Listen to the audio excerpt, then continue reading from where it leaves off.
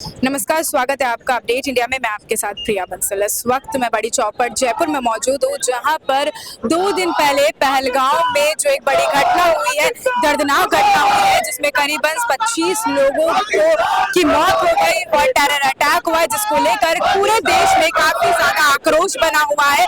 हर एक हिंदू एक सवाल कर रहा है कि ये जो पूरा घटनाक्रम हुआ, ये आखिरकार क्यों हुआ, क्यों लापरवाही हुई, और इसको लेकर ही जो है आक्रोश रैली निकाली जा रही है। और यहाँ पर बड़ी चौपड़ पे काफी संख्या में मौजूद है और यहाँ पर जय श्री राम के भी नारे लगाए जा रहे हैं। काफी संख्या में यहाँ पर हिंदू मौजूद है और हर किसी का एक ही सवाल है कि क्यों ऐसी घटना देखने को मिली। और यहाँ पर हमारे साथ कई लोग भी हैं, कई नेता भी मौजूद हैं। ये पूरा घटनाक्रम देखने को मिला है, पहलगांव के अंदर इतना पूरा घटनाक्रम हुआ है, दर्दनाक है और काफी बड़े सवाल भी खड़े कर रहा है। पहलगांव में जो पूरा अटैक हुआ है, उसको लेकर काफी बड़े सवाल भी खड़े हो रहे हैं, काफी प्रदर्शन हो रहा है, आक्रोश रैली निकाली जा रही है। क्या कहना? पूरा देश में आक्रोश है, जन जन में आक्रोश है और इस आक्रोश की भावना को प्रधानमंत्री जी बखूबी समझ चुके हैं। और मुझे उम्मीद है ये जो फैसले लिए गए इससे और बड़े निर्णय अभी होंगे और देश इसका इंतजाम जिस तरीके से पहलगांव में इससे पहले भी कई बार अटैक हो चुके हैं, तीसरा अटैक है, और इस तरीके से अगर लगातार अटैक होते रहेंगे तो टूरिज्म में भी इफेक्ट पड़ेगा और लोगों के लिए एक बड़ा सवाल भी खड़ा होगा।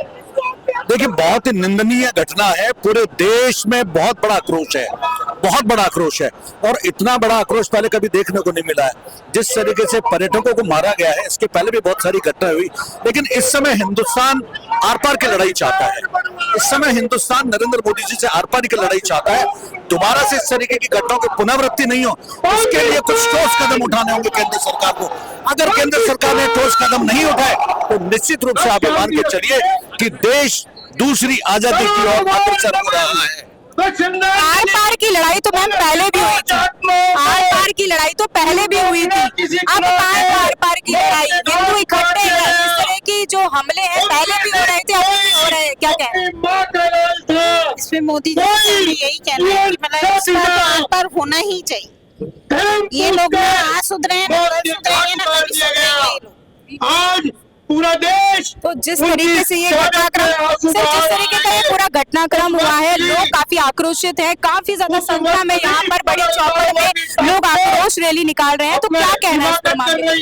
इससे आक्रोश रैली का जहाँ सभाएं हो रही है, देश पूरी तरीके से एकजुट होकर जो नरसंहार हुआ पहलगांव के अंदर, उसके लिए देश और हमारी सरकार पूरी मजबूती के साथ खड़ी है। कंधे से कंधा मिला के इस आतंकवाद के खिलाफ एक बहुत बड़ी मुहिम जो जानकारी के अनुसार हर जगह देखने को भी मिल रही है।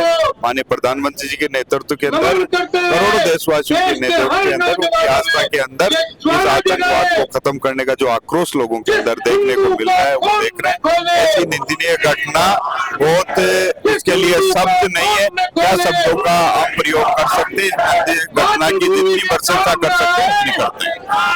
ये जो पहलगांव के अंदर पूरा घटनाक्रम हुआ है, काफी ज्यादा निंदनीय है, कई सवाल भी खड़े कर रहा है। भारी संख्या में यहाँ पर बड़ी चौपड़ में जो है लोग यहाँ पर मौजूद है। हमारे साथ मंजू शर्मा भी यहाँ पर हैं, उनसे भी जानेंगे किस तरीके की पूरी घटनाक्रम हुआ है। काफी ज्यादा बड़े मैडम, ये जिस तरीके का पूरा घटनाक्रम हुआ है, काफी बड़ी संख्या में यहाँ पर लोग एकत्रित हुए, सवाल भी खड़े हो रहे हैं, चाहे फिर वहाँ पर बीजेपी सरकार को लेकर हो या फिर पूरी सिक्योरिटी को लेकर हो। लोगों का कहना था कि वहाँ पर आर्मी मौजूद है, क्या ऐसी हकीकत? जो घटना, निंदनीय घटना पहलगांव में जो घटी है, सारे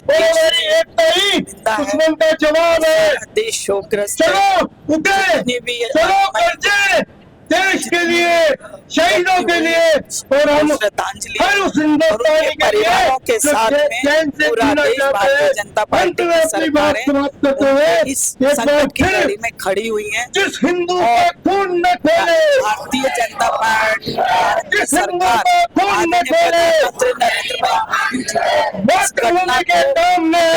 को लेते हुए अपना द्वारा छोड़कर आए हैं और एयरपोर्ट पे उन्होंने इसकी चर्चा करी है और एक्शन में आए। आए हैं, आते ही 5 इतने बड़े फैसले लिए हैं जो आतंकवाद की कमर तोड़ने में सहयोग होंगे, और उसके बाद आज से कार्रवाई भी शुरू कर दी।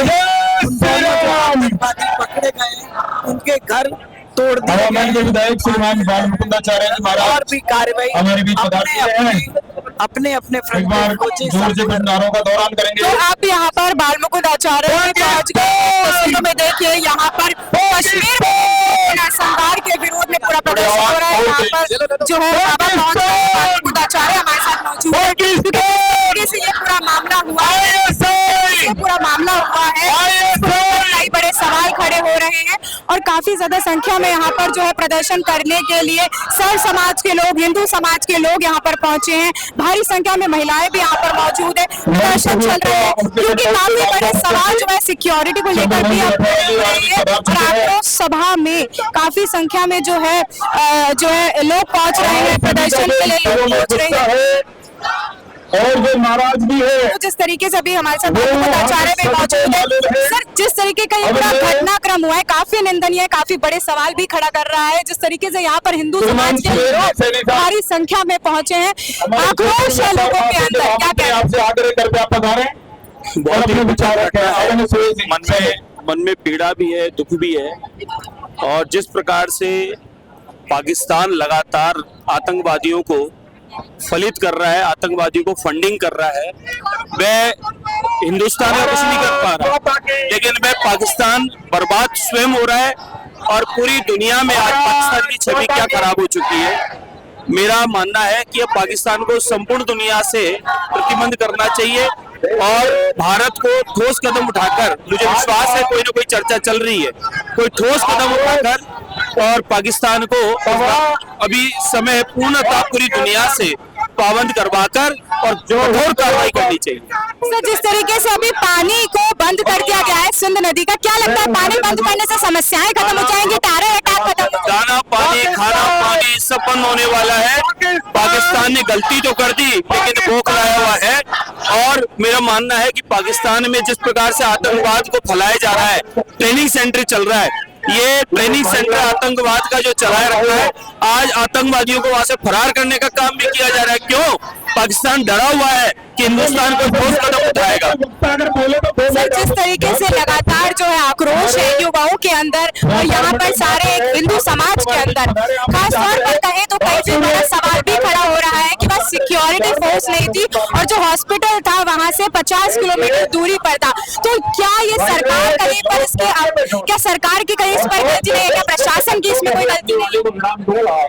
यह षड्यंत्र यहाँ देश में एक लंबे समय से चल रहा है और इस षड्यंत्र के तहत जो वहाँ सरकार माननीय उच्चतम न्यायालय के आदेश पर जब मौसम तो भी बनी और बनने के बाद जो मुसलमानों ने जो लेकर के कि वास्तव में हिंदुओं को चुन चुन करके मारना है और वापस इसी प्रकार का संग्राम एक शुरू हो गया है। और अब यह संग्राम पाकिस्तान को नेस्तनाबूद करके खत्म करके ही ऐसा लगता है समाप्त होना चाहिए। मोदी जी ने कहा है कि हम ऐसा जवाब देंगे जो पाकिस्तान आगे भविष्य में वो किसी प्रकार का आक्रमण करना भूल जाए और वह स्वयं अपने कर्मों से स्वयं नष्ट हो जाएगा।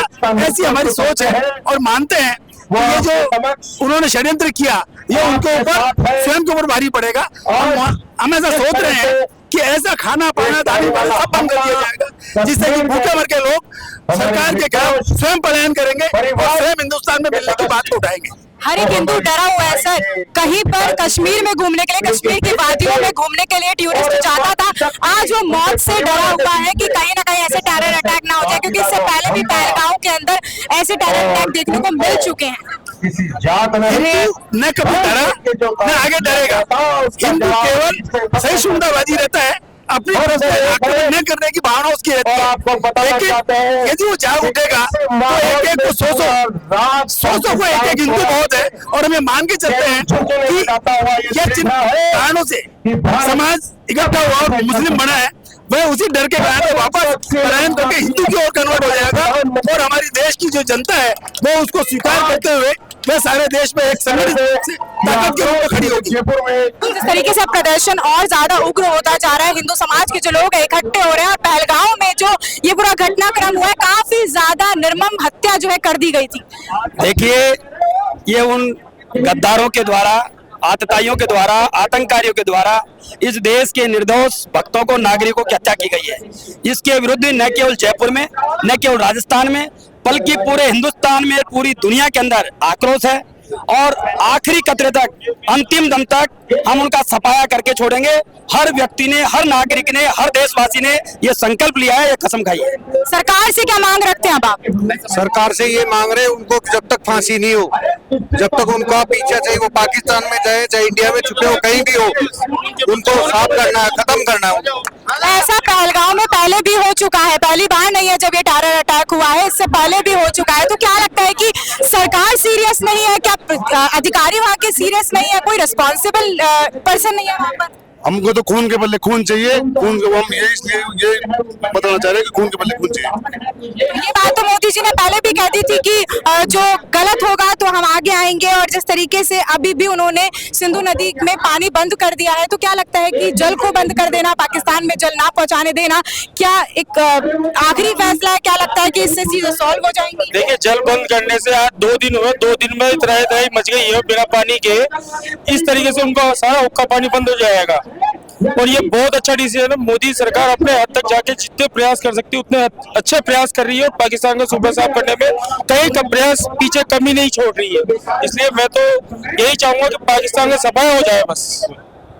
हर हिंदू समाज के जो लोग एकत्रित हुए हैं यहाँ पर, हजारों की संख्या में हिंदू समाज के जो लोग हैं एकत्रित हैं, साथ आए हैं, और अब क्या मांग है आप लोगों की सरकार से? देखिए, मांग तो यही है कि ये जो जघन्य अपराध इन्होंने किया है, जो नरसंहार मचाया है निर्दोष लोगों के लिए, हम यही चाहते हैं कि उनके साथ फांसी नहीं, फांसी एक छोटा सा शब्द है, उनके साथ ऐसा सलूक किया जाए, ऐसी मौत उनको दी जाए कि उनके आने वाली जो पुश्तें हैं वो भी कांप उठे, ऐसी सजा उनको दी जाए और आतंकों का सफाया किया जाए। हम सरकार से यही मांग करते हैं और भारत की पूरी जनता सरकार के हर फैसले में साथ है।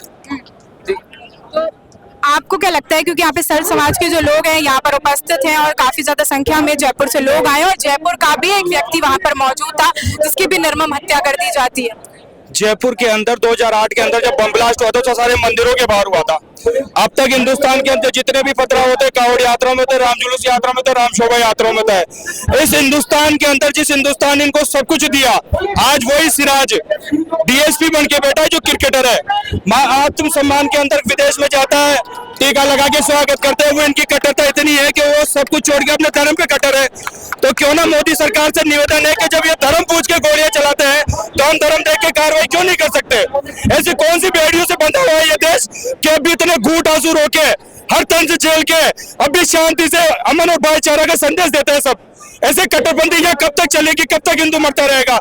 पश्चिम बंगाल में इतनी भयंकर आग लग रही है, हिंदुओं को भगाया जा रहा है, चढ़ाया जा रहा है, 3-3 साल के बच्चों को कढ़ाई में तड़ा जा रहा है। तो ये जब कट्टरता में पूरी इनकी मानसिकता सीधी सीधी इनके धर्म के प्रति है। अब तक किसी हिंदू ने किसी ताजिए के ऊपर पत्थर फेंका नहीं फेंका, किसी नवाज के ऊपर पत्थर फेंका नहीं फेंका। तो ये इतनी कट्टरता कब तक दिखाएंगे इस देश में, जिस देश ने इनको सब कुछ दिया है, इनको मान सम्मान दिया, एपीजे अब्दुल कलाम को राष्ट्रपति तक बनाया, राष्ट्रपति तक बनाया। इस देश ने सबको विधायक पद दिया, संसद दिया, तो इनकी सदस्यता बंद क्यों नहीं हो सकती जब ये सब कुछ ही कट्टरता पे आ रहे हैं? मोदी सरकार से निवेदन है कि धर्म देख के ही कार्रवाई हो। जब सब कुछ यहाँ पर प्रदर्शन चल रहा है, भारी संख्या में यहाँ पर लोग आक्रोशित नजर आ रहे हैं, और हर एक हिंदू की सिर्फ एक ही मांग है और एक ही उम्मीद है कि जितनी जल्दी हो सके इस पर फैसला लिया जाए और उन सभी आतंकवादियों को पकड़ा जाए और इस पर कोई कठोर कदम उठाया जाए। तो ऐसी और भी तमाम अपडेट्स और जानकारियों के लिए बने रहिए हमारे चैनल अपडेट इंडिया के साथ। मैं प्रिया बंसल, कैमरामैन जावेद के साथ। नमस्कार।